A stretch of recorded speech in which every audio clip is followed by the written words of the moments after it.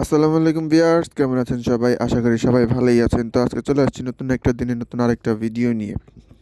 তো আজকে যেহেতু শীতকাল পড়ে গেছে, শীতের জন্য আপনারা কি কি যত্ন নেবেন, গাভী গরু, বকনা বাছুর আর দুধের বাছুরকে কি কি যত্ন নেবেন, তাই ভিডিওতে আজকে সব বলবো।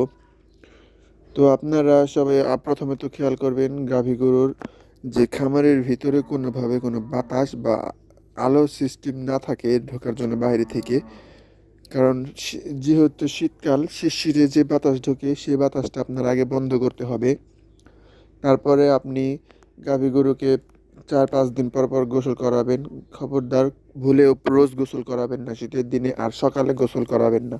গাভী গরুর শরীরে সকালে পানি দিলে তার ফলে গাভীর কাঁপুনি উঠতে পারে এবং ঝিমুনি উঠে যেতে পারে। কাঁপতে কাঁপতে শরীর দুর্বল হয়ে পড়বে। তো এই বিষয়ে খেয়াল রাখবেন, আপনি পানি দেওয়া যাবে না। যদি কোনোদিন রোদ ওঠে বা একটু গরম পড়ে তখন গোসল করিয়ে দিবেন। আর রোজ গোসল করানোর কোনো দরকার নাই। যদি গা তলিয়ে যায় তো আপনি একটা ভিজা একটা গামছা বা কিছু কাপড় নিয়ে মুছে দিবেন। তো শুষ্ক রাখার চেষ্টা করবেন। আর আরেকটা যেটা খেয়াল করবেন সেটা হচ্ছে কচুরি পানা বা কাঁচা ঘাস কম দেওয়ার চেষ্টা করবেন। যে পানি জাতীয় ঘাসগুলো ওগুলি খুব কম দেবেন। খেয়াল রাখবেন শুকনো জাতীয় ঘাস বা খড় এবং ফার্ম ঘাস দেওয়ার চেষ্টা করবেন শুকনো জাতের। আর আরেকটা জিনিস খেয়াল করবেন যাতে বাহিরে থেকে কোনো রকম হাওয়া বাতাস খামারের ভিতরে না ঢোকে।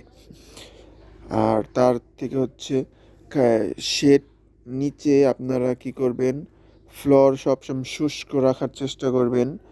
আর নিচে ম্যাট বিছিয়ে দিবেন বা যে আহ, জাবা বা বলা হয়, ঘাস টাস কিছু একটা পায়ের তলে বিছিয়ে দিবেন যাতে আপনাদের শুষ্ক থাকে শরীর। আর যেটা করবেন সেটা হচ্ছে গরুর গায়ের উপরে পাটের ছালা বা কম্বল জাতীয় কিছু বিছিয়ে দিবেন। তো এই বিষয় লক্ষ্য রাখলে আপনার গাভী গরু শীতে এই বিষয়গুলো যদি আপনারা খেয়াল করে রাখতে পারেন তাহলে আপনার গরুর কোনো রোগবালাই হবে না সাধারণত। আর দানাদারের পানি কম দেওয়ার চেষ্টা করবেন, খড় আর থনথনা জাতীয় খাবার দেওয়ার চেষ্টা করবেন। তো আপনারা দেখবেন খামারে কোনো রোগবালাই ঢুকবে না এই শীতের সিজনে।